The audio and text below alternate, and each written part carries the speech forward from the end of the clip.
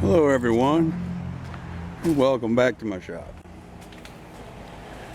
Alright, on the last part, part 9 I believe it was, I was wiring up the electric, and there's one main test I didn't do that I needed to do, and I'll just go ahead and set it up here and show you.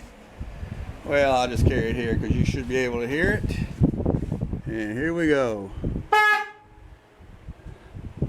That was pretty loud. That is 12 volts going through a 6-volt relay and a 6-volt horn. Pretty loud. So anyway, let's get on to the exhaust.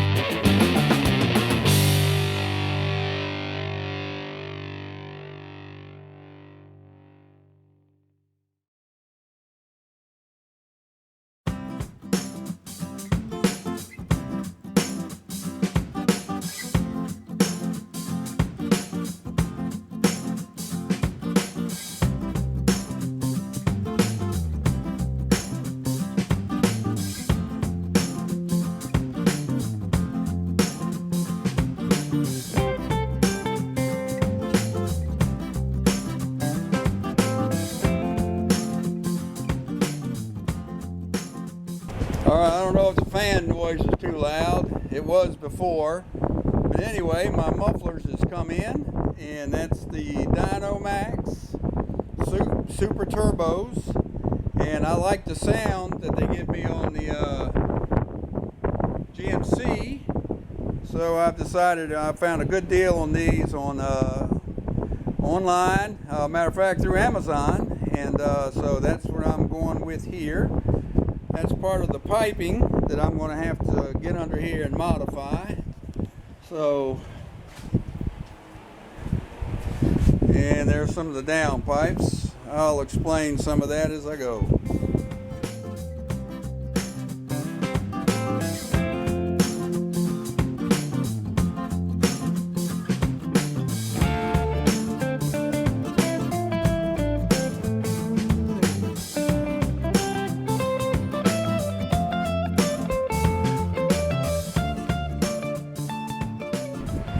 Alright, welcome back. I have been working on the exhaust. I've been under, over, around, and through this thing. And unfortunately, I didn't record the trials and tribulations I ran into. But I'll just show you show you the aftermath. Anyway, the down tubes, they're bolted up. Now the donuts that I've got on here, see these Fenton headers, they have a flat surface where the exhaust pipe butts up to it, and it's not designed for the standard type of donut. So the donuts I've got here are flat on one side and cupped on the other to fit down in the pipes. So hopefully that should do that and seal them up good. I don't think a regular donut would work. Alright, now what we'll do, we'll go back around here to the back.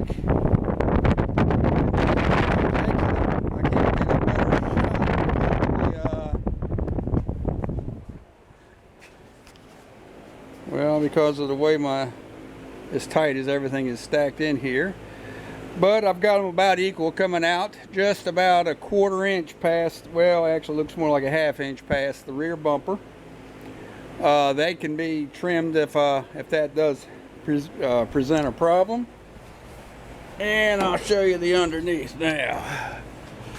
Okay, we're doing it from this side because this is where the cardboard's at. Anyway, there's the two mufflers. Let's start up here at the front, and you can see my crossover pipe. It does work. I was afraid it wouldn't work, but it does work.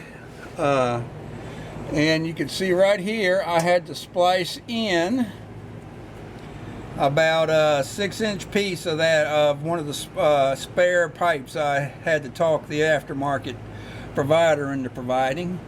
And over on the other side, I almost had to use the entire piece. Now that's about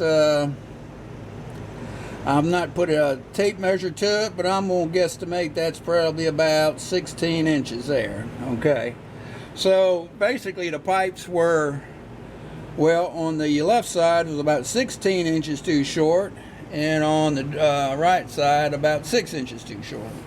All right, now the mufflers are further forward than I prefer. They're underneath the seat, so I may be bothered by the rumble as we drive. We'll see. I would have preferred them to be back closer to the rear end, underneath the bed, carrying the the vibration and the sound with it.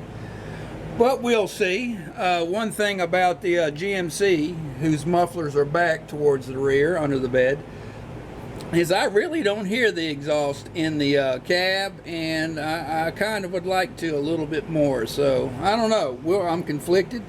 We'll know more when we get it on the road, and see where the pipes go over the rear. If it wasn't for those splice points, I would not have been able to put these in as they the kit in as they sent it. So anyway, just goes to show, even when it's supposedly plug and play, it's not. One thing I discovered, if you notice back there on the rear end, it's very wet. The derby cover on the back side appears to be leaking around where the gasket goes, so I'm going to have to address that before I take this thing down off jack stand. So I'm ordering a gasket for that. And I haven't seen anything else bad now that I'm under here. And of course there's the transmission and torque tube. But anyway, so the exhaust, I may put on an additional hanger. I've got a couple more hangers I picked up. I may put in front of these mufflers or behind them on either clamp, but the GMC's only got hangers at the back, and the front's secured to the exhaust manifolds, and that's it. So I may just go the same route with these. I don't know. We'll see. So I was really dreading this because mainly it's a lot of working on your back. So I put my hazmat suit on, and I'll show you here in a moment why.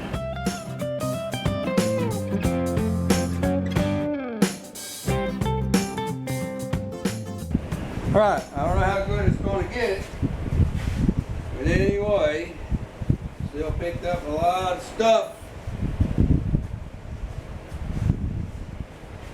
You can work on your back.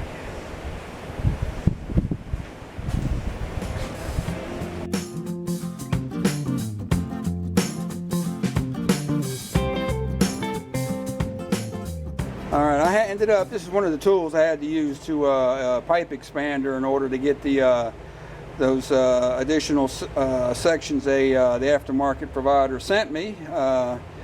And it's a good thing they did. I already showed you underneath how I needed them, but in order for them to work, I had to use the expander.